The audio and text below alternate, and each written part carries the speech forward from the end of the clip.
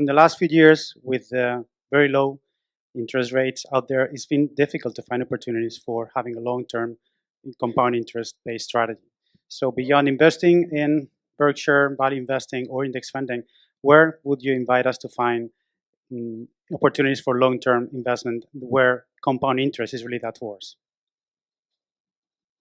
Well,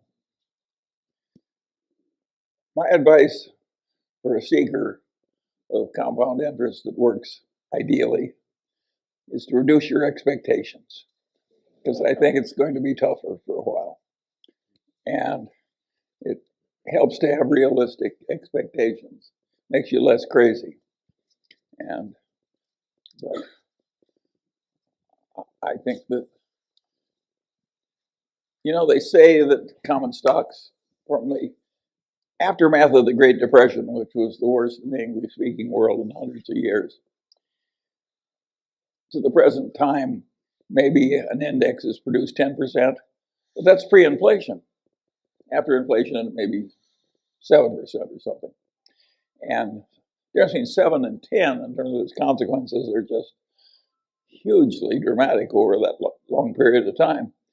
And if that 7 in real terms that may have been achieved starting in a perfect period through the greatest boom in history, starting now, it could well be 3% or 2% in real terms.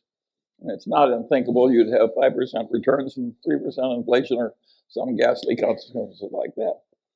And so the ideal way to cope with that is to say, if that happens, I can have a happy life. Because why shouldn't you be happy in spite of the fact that the civilization wasn't quite as easy as it was for my generation? And now beyond that, when it gets more difficult, how should you do it?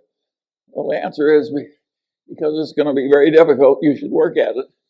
And if all that gets you is 6% for a lifetime of work instead of 5%, you should be cheerful about it. If you want to hit it out of the park easily, you should talk to Jim Cramer.